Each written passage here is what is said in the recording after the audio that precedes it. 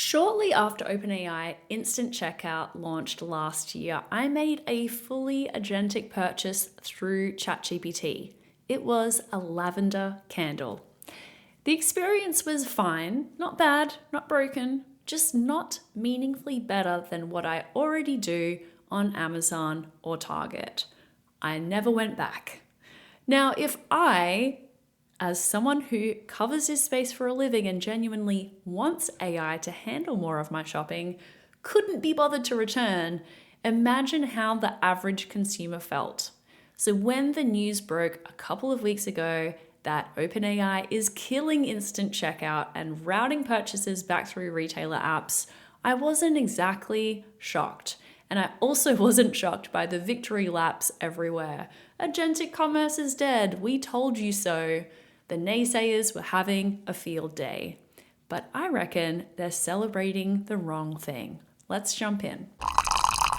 There's no chance that you missed this news by now, that OpenAI is deprioritizing instant checkout, which is the feature that let people buy things through ChatGPT. Going forward, if you want to actually purchase something within ChatGPT, you'll either need to use the inbuilt app inside ChatGPT, like what we have for Instacart or Expedia right now, or you have to bounce over to the retailer's site to complete the transaction there. As it turns out, retail is complicated. Product data is messy, unstandardized, fragmented. This is all really, really hard.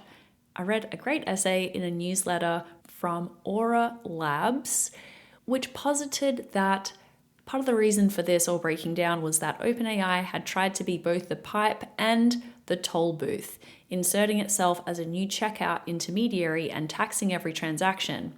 Users rejected the toll booth. The market was right to kill it, but the commentary has made a category error. It's treating one failed implementation as proof that the entire behavioral shift is a mirage. Because while OpenAI was fumbling checkout, agentic shopping is already working in another market. Alibaba's Qwen app, which is an AI assistant, completes food orders, travel bookings, and product purchases inside a single conversational interface right now at scale. Now, it works because Alibaba owns the AI model. It owns the marketplace. It owns the payment rails. It owns the logistics. And as this essay from Aura Labs points out, OpenAI tried to replicate all of this without owning any of those things. So that is what has failed, not the concept. So we know that this behavior can work. The question is how and when it arrives in the West.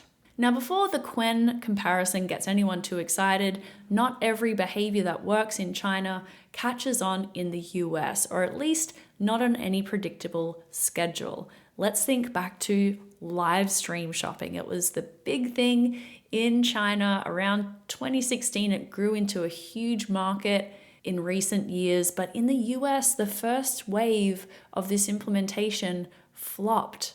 Meta shut down Facebook live shopping in 2022. Amazon launched its TikTok-like short-form video and photo shopping feed Inspire. Remember that? Maybe not. It didn't last very long. The reasonable conclusion is that Americans don't want to shop this way, and that stall lasted years and years. And then TikTok Shop launched in September 2023, and it found traction by embedding commerce inside entertainment, creator trust, native checkout. Now, these things had never really all come together before, but it worked when it became a natural extension of an app that people already loved. Now, there is a double-ended lesson here for the naysayers. A stall doesn't mean that the behavior is dead. And for the enthusiasts, myself included, just because Qwen proves that the model works in China doesn't mean it'll translate directly to Western markets on any predictable schedule.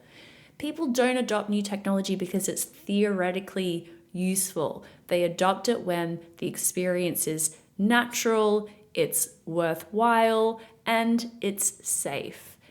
perhaps the ChatGPT version of Agentic checkout didn't check those boxes just yet. That's an execution failure, not a conceptual one. I've spent the last few months arguing that AI-enabled commerce poses a threat to the $60 billion retail media industry, that when discovery moves upstream into AI assistance, the on-site advertising surfaces where retailers earn 70 to 80% profit margins start losing their audience. Nothing about the news from a couple of weeks ago changes that thesis. Discovery has already moved upstream. People are using AI assistance for discovery, for research, for comparisons. Amazon isn't pulling back. They have everything needed to make agentic shopping work. They have the user context, they have the product graph, they have the payment rails, they have the fulfillment infrastructure. Rufus is getting better and better all the time. Now, this is starting to sound a lot like that Alibaba Quen comparison, which is the same. Alibaba owns all of those rails. So Amazon, as it stands, is the closest Western equivalent to what is happening there.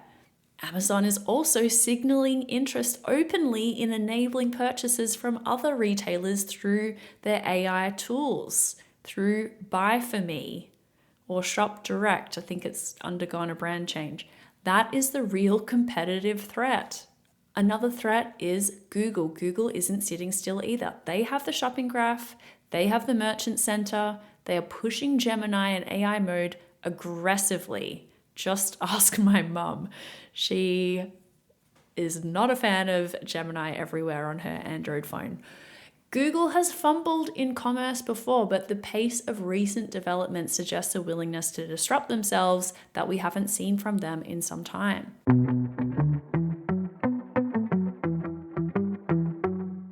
Miracle Ads is the only retail media solution designed for both 1P and 3P marketplace brands. Why does that matter? Marketplace sellers demand a seamless advertiser experience that still offers full funnel ad formats. And retailers need a flexible solution that allows you to scale your media business. Learn more at miracle.com. That's MIRAKL.com. Now, here is a speculation that has been posited from a number of people. Maybe that big investment that Amazon made in OpenAI recently could have something to do with this pullback. That is complete conjecture. It's a very interesting idea to consider. Could be true. We won't know until when or if something either validates that assumption or not. We'll have to wait and see. Wrapping up here, look, the bar for meaningful change in consumer behavior is very high. My own experience with the lavender candle confirms that. One fully agentic purchase, never to return again. But here's what's happened since I made that first underwhelming checkout purchase. AI has become indispensable to every other stage of my buying journey. I use it constantly for product research, comparison, finding deals, figuring out what I need in the first place. That first 90% of the shopping journey has already been rewired, at least for me, and data from many studies suggest that I'm not alone. The last 10%, the actual transaction, that is the hard part. There are many, many technical hurdles to overcome: order management, product feeds, payment safety, etc. It also needs to be appealing to consumers. What about loyalty program integration? What about handling returns and refunds? What about smart replenishment that is a better experience than what we have with Subscribe and Save? Cracking those things that would provide a genuinely additive consumer experience, those are also very difficult. One last comparison that I like to make. Consider how Amazon's own one-click ordering played out. When it launched, all the way back in 1997, buying something with a single button click felt risky to a lot of people. A lot of people had never even bought anything online before. There's no confirmation page, there's no review step, but it worked because Eventually, shoppers trusted the platform enough to let go of a familiar friction point. Amazon patented it, defended their patent aggressively, and it became one of the most consequential UX innovations in e-commerce history. The buy now button of the agentic future will need that same combination: a trusted platform, a solved operational backend, and an experience that makes the old way feel unnecessarily clunky. By the time someone cracks it, we'll all be so embedded in an AI-assisted shopping path at every other stage of the journey that the final step will feel like the obvious missing piece rather than a leap of faith. The skeptics got the short-term call right.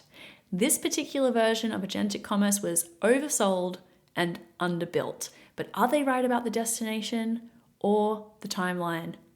The grave dancing feels premature to me. I'd keep your running shoes on.